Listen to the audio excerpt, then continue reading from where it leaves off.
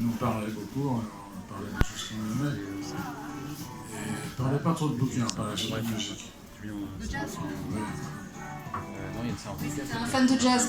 Un fan de jazz et un fan de filles aussi. Il y a une certaine Nicole, très attachante, qui circule dans le livre et qui finalement aime beaucoup aller dans les hôtels, rencontrer des hommes.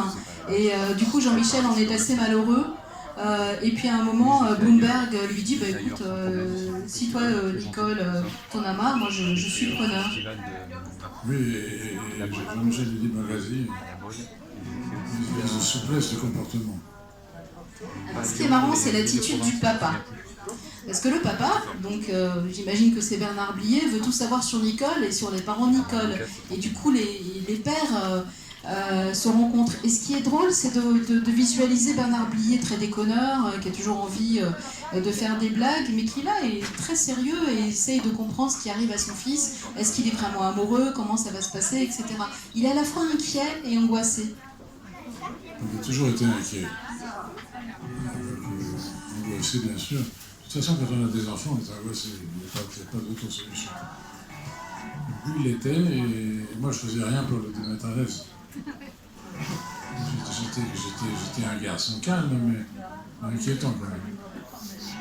Alors, il y a un truc qui est formidable dans le bouquin, je vous le recommande, entre tout ce qui est remarquable dans le livre, c'est le sommaire.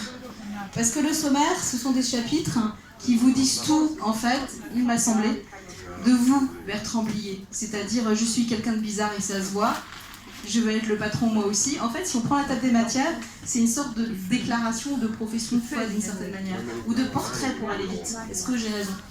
Vous avez raison. De toute façon, vous êtes chez vous, là. Vous avez forcément raison.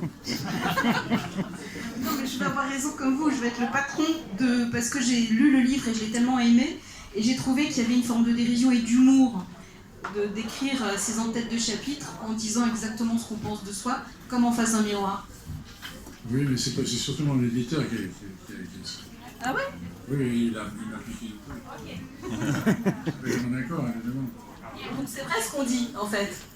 Les gens connus n'écrivent pas leurs bouquins, c'est leur éditeur qui le font. Non, on peut l'écrire, ça, c'est moins bien. J'ai du mal à le croire, chers amis. Bon, je vous laisse avec Bertrand Blier, si vous le voulez bien, puis on fera encore une petite séquence d'interview, si Bertrand Blier le veut bien, dans quelques minutes. Je vous remercie beaucoup pour votre attention, et puis je vous en prie, n'hésitez pas à parler avec Bertrand Blier, que nous sommes très très heureux de recevoir aujourd'hui au Publicis Rockstore. Merci à vous.